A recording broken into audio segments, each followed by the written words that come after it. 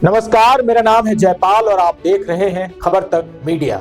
बहुत दिनों से आगाह करते करते आखिर वो खबर आ गई जिसकी किसी ने कल्पना नहीं की थी, लेकिन डर सबको सता रहा था और हर कोई इस बात को लेकर अपनी चिंता जाहिर कर रहा था। पर इस चिंता की किसी को कोई फिक्र नहीं थी।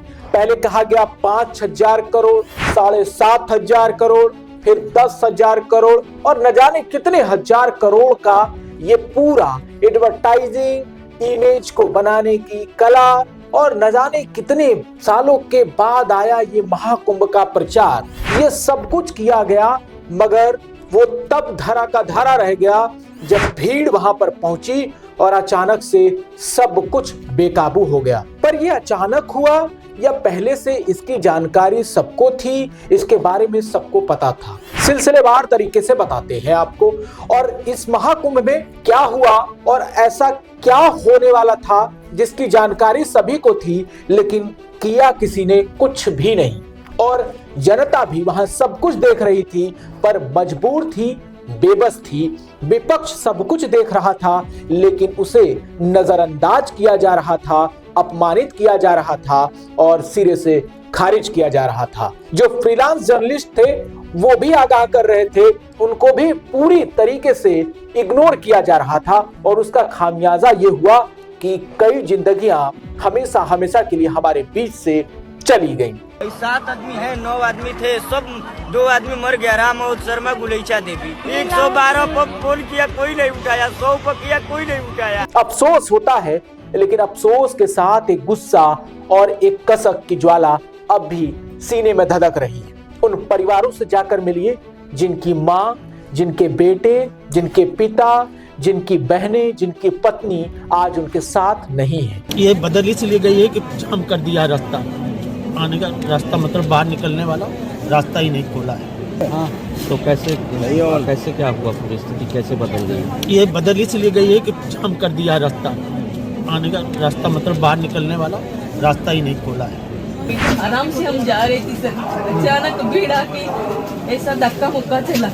और वो लोग जो अभी भी अस्पताल में तड़प रहे हैं, किसी की हड्डियां टूट गई हैं, किसी के साथ कुछ हुआ है, कोई अब भी बेहोश है तो कोई गस्ती खाकर गिर रहा है, कोई पैदल चलने के काबिल नहीं बचा है, कोई भूखों तड़प रहा है। ऐसे महाकुंभ की कल्पना हमने कभी नहीं की थी।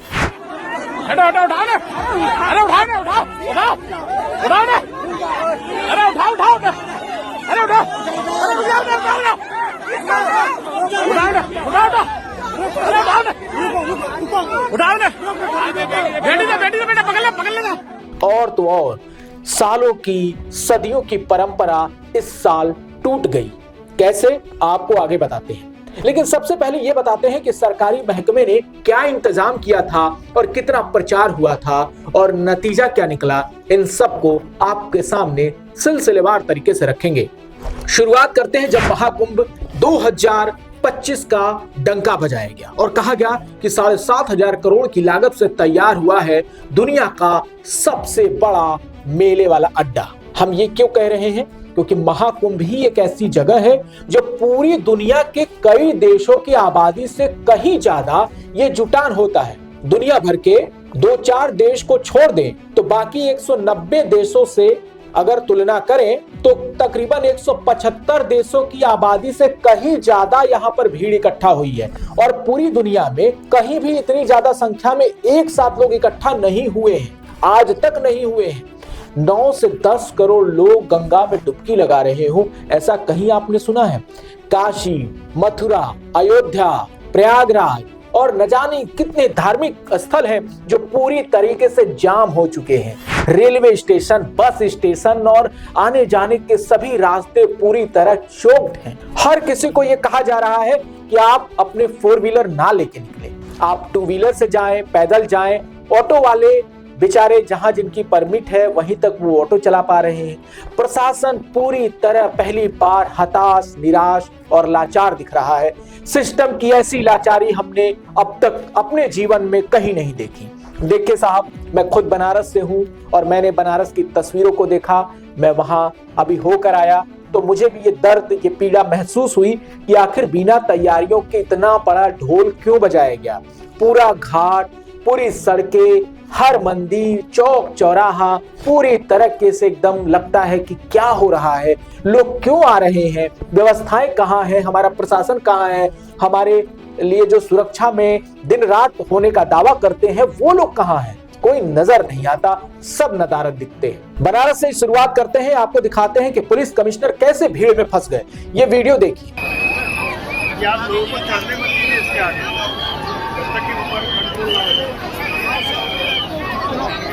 लेकिन भीड़ के बीच ऐसे फंसे, 6 किलोमीटर 7 किलोमीटर लंबी लाइन लगी है। पूरे बनारस में 84 घाट तो ऐसे हैं जिन पर श्रद्धालु जाकर आराम से स्नान कर सकते हैं, घूम सकते हैं, लेकिन गंगा घाट, जो गंगा द्वार बनाया गया है ललिता घाट के पास काशी विश्वनाथ मंदिर में, वहां पर हजारों की संख्या में, लाखों की संख्या में श्रद्धालु वहीं पड़े हुए हैं। 12-12 घंटे से इंतजार कर रहे हैं कि बाबा के दर्शन मिलेंगे, लेकिन दर्शन को अखियां दर्शन और न जाने क्या क्या हो रहा है उनके साथ। वो भूखे छटपटा रहे हैं, कहीं कुछ नहीं होना है।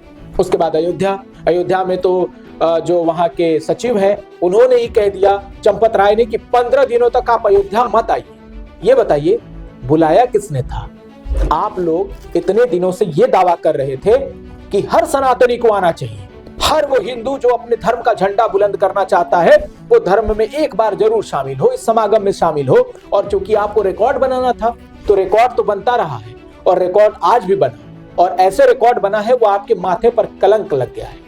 इसे आप धुल नहीं पाइएगा चाहे जितनी भी कोशिश कर लीजिए। लेकिन ऐसे रीलबाजों का क्या करें जिन्होंने आपकी व्यवस्था को इतना चमकदार बताया कि लोग अपने घर से भागे भागे वहीं जा रहे हैं। इतना पता है कि वहां व्यवस्था नहीं है, लोग बता भी रहे हैं कि व्यवस्थाएं नहीं है, मेन स्ट्रीम में नहीं पता चल रहा है। बाकी लोग जो स्वतंत्र रूप से ये दिखा रहे हैं वो जरूर बता रहे हैं कि यहाँ पर कैसी व्यवस्था है। बावजूद इसके प्रयागराज में ऐसी व्यवस्था आज तक किसी ने महसूस नहीं की। हाई कोर्ट के जो बार एसोसिएशन के देखिए उनका क्या कहना है। आदरणीय भक्तजनों, आप सबको मेरा प्रणाम। कुंभ मेला में प्रयागराज संगम में स्नान करने के लिए जाने वाले भक्तों की बड़ी संख्या स्नान के पहले अथवा स्नान के बाद अयोध्या दर्शनार्थ आ रही है। अयोध्या का आकार बहुत छोटा है, भूगोल छोटा है, और इसलिए अयोध्या इतनी अधिक संख्या को सभी प्रकार की नागरिक सुविधाएं प्रदान करने में अभी समर्थ नहीं है, कुछ समय और लगेगा। मेरा निवेदन है, अयोध्या के पास पड़ोस के भक्तजन 10-15 दिन बाद भी अयोध्या आ सकते हैं। एक सुबह से बाल बच्चे का आदमी परेशान है। से भी लोग जा रहे हैं, यह भी है, उधर भी लोग भी जा रहे हैं, लेकिन हम लोग इससे रिक्वेस्ट कर रहे हैं, कोई नहीं मान रहे। बेकार बहस कर रहे हैं, बेकार बहस कर रहे हैं हमसे। आप जब बता रहे हैं ऐसा नहीं होता, बोल देना चाहिए। वीआईपी लोग आएगा, अब आम पब्लिक लोग दर्शन नहीं कर पाएगा तो लोग नहीं आएगा, इतना थक के क्यों आएगा? बंद कर देते ना। इतनी ज्यादा गुस्सा लोकल लोगों में जो आ रहे हैं उनमें क्यों है और इस गुस्से को क्यों दबाया जा रहा है भगवान जाने। अधिकारियों को कोई फर्क नहीं पड़ता। अब दूसरी बात हम करने जा रहे हैं, जो ये गुस्सा है वो क्यों है। वीआईपी कल्चर की बार बार यहाँ पर जिक्र की जा रही है। पूरे प्रयागराज कुंभ में सबसे ज्यादा जो तवज्जो मिली वो वीआईपी को मिली। यानी एक तरफ वो जनता जो भेड़ बकरियों की तरह हाकी जा रही है, जिनको बुलाया गया, जिनको भीड़ के रूप में दिखाया जाना था, जिनको मशीनरी ये गिन के बता रही थी कि 1 करोड़ है कि 2 करोड़ है कि 4 करोड़ है कि 6 करोड़ है, उन लोगों को एक तरफ से हाका जा रहा है और दूसरी तरफ की पूरी लेन चमचमाती हुई खाली है, जिसमें दंदनाती हूटर बजाती हुई गाड़ियां जाती हैं। उसमें कौन है ये हमें पता नहीं, पर वो वीआईपी है, उनका नाम है वीआईपी। वीवीआईपी भी एक श्रेणी है जिसके लिए पूरा प्रशासन एकजुट हुआ है। अभी आपको एक संत दिखाई देंगे जो ये बता रहे हैं कि कैसे प्रशासन ने बद इंतजामी की, कैसे प्रशासन पूरी तरीके से चरण चुंबकी में लगा रहा। ये संत उसका पोल खोल रहे हैं, ये महामंडलेश्वर है, इन्होंने बताया। और देखिए बताते बताते इनकी आंखों में आंसू भी आ गया कि केवल वीआईपी पर ध्यान दिया गया, बजाय इसके कि जो भीड़ आ रही है उसको कैसे मैनेज करना है, इस पर कोई ध्यान नहीं था। और यही कारण है कि प्रयागराज में ऐसी घटना अपने आप तो नहीं घटी है। इसकी आशंका पिछले 2 दिनों से लोग जाहिर कर रहे थे। पहले आपको दिखाते हैं कि मेला के जो डीआईजी हैं वो क्या कह रहे हैं। बड़े दुख का समाचार है, बहुत ही अत्यंत क्षोभ हुआ है आज कि आज हमारे ऐसे ऐसे श्रद्धालु, किसी के बाप का बेटा चला गया है, किसी का पुत्र चला गया है। प्रशासन पूरी तरह फेल हो गया है, निकम्मा प्रशासन। सिर्फ तुष्टीकरण की नीति में ये प्रशासन लगा रहा। कोई भी वीआईपी आए सिर्फ उसकी सेवा में लगा रहा, कि जो भी वीआईपी यहाँ आया सिर्फ प्रशासन उसकी जी हजूरी में लगा रहा। इसके अलावा इस प्रशासन को इस कुंभ से कोई मतलब नहीं था, किसी भी व्यवस्था से कोई मतलब नहीं था। शुरू हो रहा है, इसमें केवल 10 मिनट अब बचे हैं। आप सभी लोग अपने अपने स्थान से उठ के गंगा घाटों पे प्रस्थान करें और स्नान करके जल्दी स्नान करके अपने अपने गंतव्यों को प्रस्थान करें। आधी रात को केवल 10 मिनट बाकी था, तकरीबन 1 बजने के आसपास का ये समय रहा होगा। ये खुद डीआईजी साहब बता रहे हैं कि शुभ मुहूर्त शुरू होने में महज 15 मिनट या 10 मिनट का वक्त बाकी है और आप सब लोग उठ जाइए।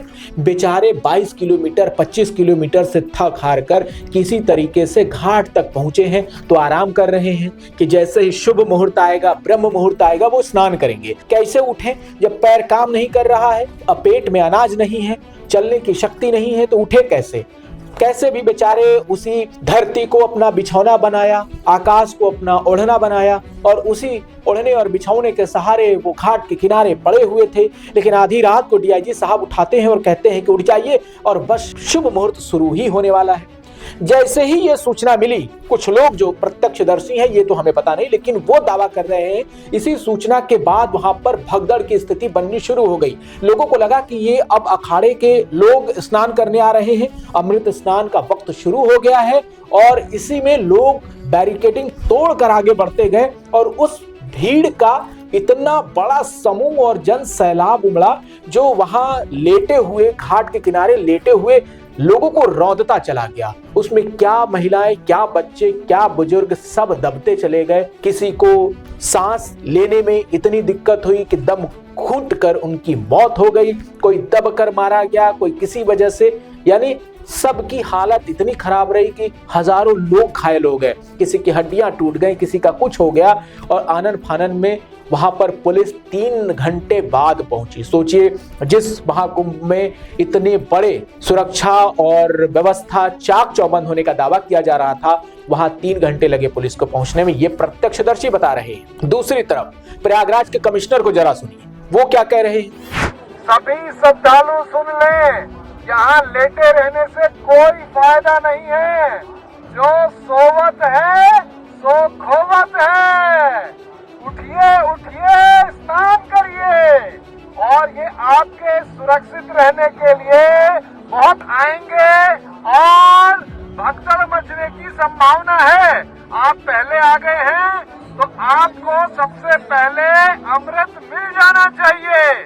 सभी श्रद्धालुओं से करबद्ध निवेदन है, उठे उठे उठे, सोए ना। उनके दावे के अनुसार अमृत स्नान बस कर ही लीजिए, नहीं तो आप इससे वंचित हो जाएंगे और आपका पूरा जीवन व्यर्थ हो जाएगा। जब अधिकारी इस तरह के उलूल जुलूल तर्क देते हैं, तब आपका माथा ठनक जाना चाहिए। जो काम धर्माचार्यों का है, जो काम संतों का है, वो काम अधिकारी करने लगे, तब आप समझिएगा कि कुछ न कुछ तो घालमेल है ही। आपको अमृत स्नान के लिए उकसाया जा रहा है, उधर से वीआईपी को लाया जा रहा है। पूरी वीआईपी ट्रीटमेंट के खिलाफ शंकराचार्य अभिमुक्तेश्वरानंद सरस्वती ने भी हल्ला बोल दिया। उनका पहले से ही यह विरोध था कि वीआईपी ट्रीटमेंट नहीं मिलना चाहिए। यहाँ पर आए स्नानार्थी 2 तरह के क्यों हैं? एक वीआईपी क्यों है और एक जनरल क्यों है?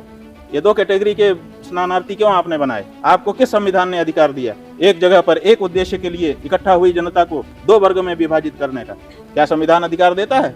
हर कोई बस एक ही राग अलाप रहा है, वीआईपी ट्रीटमेंट मिल रहा है तो हम क्या हैं, जनता क्या है, जिनको भर भर के बुलाया गया, जिनको बसों में भर के बुलाया गया, जिनको स्टेशन पर ट्रेन में बुलाया गया, उनको भगाया जा रहा है, उनको दौड़ाया जा रहा है, उनको हाँका जा रहा है कि बस भागते रहिए और भागते भागते ही अमृत पा लीजिए, कहीं आप 144 साल के इस महासंयोग से वंचित ना हो जाए। ये सब हुआ आपके आंखों के सामने, आपने इसको बर्दाश्त किया, उसका नतीजा ये निकला कि अब आपके पास कुछ कहने को बचा नहीं है। आपके परिवार से कोई न कोई बिछड़ गया, कोई न कोई तकलीफ आपको उठानी ही पड़ रही है। अब मुखिया जो है इस प्रदेश के, उनका क्या कहना है? पहले तो 2 दिन वो लगातार दिल्ली के चुनाव प्रचार में व्यस्त रहे और अचानक से जब ये घटना घटी उस वक्त तक यानी सुबह 6, साढ़े 6, पौने 7 बजे तक उनके आप ट्विटर हैंडल खंगालेंगे। कई यूजर्स ने इस पर बड़ा तीखा हमला बोला कि बताइए एक प्रदेश का मुखिया इतना बड़ा उसके प्रदेश में घटना हो जा रहा है और वो दिल्ली चुनाव पर बांग्लादेशी वर्सेस हिंदू मुसलमान कर रहा है। ये ट्वीट के कुछ स्क्रीनशॉट्स हम आपको शेयर कर रहे हैं, जरा इसको गौर फरमाइए। उसके बाद योगी जी की थोड़ी सी निद्रा जागी और उनके जो पीआर मैनेजमेंट की टीम है उन्होंने कहा कि भाई कुछ तो बोलना पड़ेगा, तो अफवाह न फैलाएं और जहां है उसी घाट पर स्नान करें, ये कोरम पूरा भर करने का बयान आ गया। और अब योगी जी उस अंदाज में आ गए हैं जो अमूमन उनकी छवि है, जिस रूप में लोग उनको जानते हैं कि अफवाह फैलाने वालों पर कार्रवाई होगी। अरे आपके अधिकारियों पर आरोप लग रहे हैं साहब कि उनकी नासमझी, उनकी तत्परता न दिखाने और संयम से काम न लेने के चलते अफवाह फैली है, मिसमैनेजमेंट के चलते अफवाह फैली है और चरण चुंबकी के कारण अफवाह फैलने के कारण लोगों की जाने गई, वीआईपी ट्रीटमेंट के कारण जाने गई हैं, मिसमैनेजमेंट के कारण जाने गई हैं और आप और आपकी पूरी टीम अपने अव्यवस्था को बार बार कहने के बावजूद नकारने के कारण जाने गई हैं। इस पर किसी का ध्यान नहीं जाएगा। पहले तो लोगों ने खूब वाहवाही कही। एक संत हैं ठाकुर साहब, जरा इनके बयानों को सुनिए पहले कि वो क्या कह रहे हैं। इतना दिव्य, इतना भव्य हमने कभी नहीं देखा। और आज क्या कह रहे हैं कि हम स्नान नहीं कर पा रहे हैं, इतनी भीड़ आ गई है। और एक महात्मा तो और है जो चमत्कार दिखाते हैं, धीरेन्द्र शास्त्री, इनको सुनिए। ये सीधे सीधे ललकार रहे हैं कि जो कुंभ में नहीं आएगा वो देशद्रोही है। हर व्यक्ति को आना चाहिए, जो नहीं आएगा वो पछताएगा, वो देशद्रोही कहलाएगा। इनके ऊपर कायदे से सरकार को पहले तो भड़काने, धर्म के नाम पर लोगों के अपमान करने और अपने ही देश के नागरिकों को जलील करने के आरोप में बीएनएस की धारा के तहत मुकदमा दर्ज करना चाहिए। मुकदमा दर्ज करना बेहद जरूरी है ऐसे लोगों को, क्योंकि यही लोग भड़का रहे हैं और इन्हीं की वजह से भीड़ आई है और इन्हीं की वजह से लोगों की जानें भी गई हैं। ऐसे लोगों पर भी कार्रवाई होनी चाहिए। ये भी पता है कि हमारे कहने से कुछ भी नहीं होगा और ना ही सरकार ऐसा कुछ करने जा रही है, लेकिन सरकार को विपक्ष की और उन लोगों की बातें जरूर सुननी चाहिए जो कम से कम व्यवस्थाओं के ऊपर अपनी सीधी नजर रखते हैं, ईमानदारी से उनको बता रहे हैं कि ये कमियां हैं, इनको ध्यान देना चाहिए। अगर सरकार और उनके मुलाजिम ने ऐसा किया होता तो आज ये घटना नहीं होती। और एक परंपरा और टूट गई जो सदियों से चली आ रही थी, वो ये कि शाही स्नान का ब्रह्म मुहूर्त यानी अमृत स्नान जिसे नाम दिया गया था, वो करने से तमाम सन्यासी अखाड़े के वंचित हुए। पहले उनका फैसला आया कि अखाड़ा परिषद ने ये फैसला लिया कि वो स्नान नहीं करेंगे, क्योंकि इतने सारे लोग भगदड़ में मारे गए हैं और अव्यवस्था है, भीड़ बहुत है। अगर निकलते हैं अपने शाही जुलूस के साथ तो और भी भगदड़ होने के चांसेस हैं। लेकिन इसके बाद सुबह 10 बजे फिर से अखाड़ा परिषद ने अपना फैसला बदल दिया। ये फैसला क्यों बदला गया इसके बारे में कोई नहीं बता रहा, लेकिन उसके बाद सभी लोगों ने अपने अपने स्नान किए। अब ब्रह्म मुहूर्त बीत जाने के बाद भी स्नान किए। धर्म में ऐसा प्रावधान ऐसे ही विद्वान करते हैं अपनी सुविधा के अनुसार कि जब चाहा ब्रह्म मुहूर्त बना लिया, जब चाहा अमृत स्नान का वक्त भी तय कर लिया और जब चाहा जैसे चाहा धर्म सुविधा अनुसार चलाने की पूरी छूट इन्हीं धर्माचार्यों और संतों को है, वो चला भी रहे हैं। लेकिन इसमें सबसे बड़ी बात यह है और सोचने वाली बात यह है कि सरकार कहाँ है। सरकार अपनी जिम्मेदारी से पीछा क्यों छुड़ा लेना चाहती है। जब कोई भी काम खराब होता है तब ऐसे ही सरकार के मुलाजिम जो चेहरा चमकाते हैं शुरू में, वो बाद में गायब हो जाते हैं। जैसे जब ये घटना हो रही थी तो आप एक ऐसे ऑफिसर को देखिए जिनका चेहरा आपने इससे पहले किसी भी मेला या कुंभ को लेकर जो स्ट्रेटजी तैयार हो रही थी, जितना भी चमक दमक दिखाई दे रहा था, उसमें ये महिला ऑफिसर कहीं नहीं दिखाई दे रही थी। लेकिन जैसे ही घटना हुई सबसे पहले ये महिला ऑफिसर आती हैं, लोगों को बताती हैं और ये भी कहती हैं कि अभी तो कुछ हुआ ही नहीं है, सब कुछ ठीक है, बस थोड़ी बहुत दिक्कत है, उसको हम देख रहे हैं। मैम क्या किसी की मौत की खबर भी है? नहीं, अभी कोई खबर नहीं है, अभी सब ऑन ट्रीटमेंट है। आईसीयू घायल कितने हमारे यहाँ पे? बताइए अब वो साहब कहाँ गए जो खूब रील बना बना के वायरल कर रहे थे, प्रयागराज का गुणगान कर रहे थे और बता रहे थे कि पूरी चाक चौबंद व्यवस्था है, परिंदा पर नहीं मार सकता, और ये जाने कैसे चली गई साहब। पुलिस पूरी तरीके से असहाय दिखती है। इसीलिए संतों ने मांग की है और खुद पूर्व मुख्यमंत्री अखिलेश यादव ने मांग की है कि अब ये पूरी व्यवस्था सेना के हवाले किया जाए, क्योंकि लोकल पुलिस इसको करने में फेल्योर साबित हो रही है। इतनी बड़ी क्राउड को मैनेज करने की अब सेना के हवाले करनी ही पड़ेगी। सेना इन सबको मैनेज कर सकती है। केंद्र सरकार को ये सुरक्षा अपने हाथ में लेना चाहिए। बीते दिनों ही अमित शाह स्नान करके गए हैं, कम से कम इतनी रिपोर्ट तो उनको मिली होगी, इंटेलिजेंस की रिपोर्ट होगी, सारी जगहों से रिपोर्ट मिली होगी सरकार को, केंद्र सरकार को भी और राज्य सरकार को भी, कि क्या स्थिति है और आगे क्या होने वाला है। 10 करोड़ लोगों के इंतजाम करने का दावा मुख्यमंत्री खुद कर रहे थे और बताइए ये हाल हो गया। तो प्रयागराज में महाकुंभ को लेकर जिस तरीके की खबरें आ रही हैं और जिस तरीके से स्थिति वहां पर है वो बेहद दुखदाई है। हम सबको कम से कम इतना धैर्य रखना पड़ेगा कि अब जैसी भी स्थितियां हैं, कम से कम आप ना जाएं, भीड़ को देखते हुए अपने घरों से बाहर ना निकलें, किसी भी धार्मिक समागम में अभी शामिल होने ना जाएं। बहुत भीड़ है प्रयागराज में भी, काशी में भी, अयोध्या में भी। तस्वीरें ऐसी आ रही हैं जो बेहद भयावह है। तिल रखने भर की जगहें नहीं बची हैं। इंसान कैसे वहां चल रहा है भेड़ बकरियों की तरह। आप उसमें बच्चों को भी लिए जा रहे हैं, बुजुर्गों को भी लिए जा रहे हैं, उन बेचारी माताओं बहनों को भी लिए जा रहे हैं। बताइए ऐसे धर्म में आपका क्या पुण्य होगा, आपके कितने पाप कटेंगे। आपका पूरा परिवार तहस नहस होने के कगार पर है। अब आप संभल जाइए और सिस्टम से ये सवाल कीजिए, आपकी सुरक्षा की जिम्मेदारी जिनके हाथों में है वो क्या कर रहे हैं। बयान वीरों से अब देश या व्यवस्था नहीं चलेगी। कम से कम जिम्मेदारियां लेनी पड़ेंगी और ये तय करना पड़ेगा कि क्या हो रहा है और इसकी जिम्मेदारी किसकी है, और उस पर अगर लापरवाही हुई है तो कार्रवाई क्यों नहीं होगी। ये तमाम चीजें जो सोशल मीडिया पर तैर रही हैं उसके बारे में हमने आपको बताने की कोशिश की है। आपकी राय क्या है आप हमें जरूर बताइएगा। तब तक के लिए दीजिए हमें इजाजत। बहुत बहुत शुक्रिया, धन्यवाद।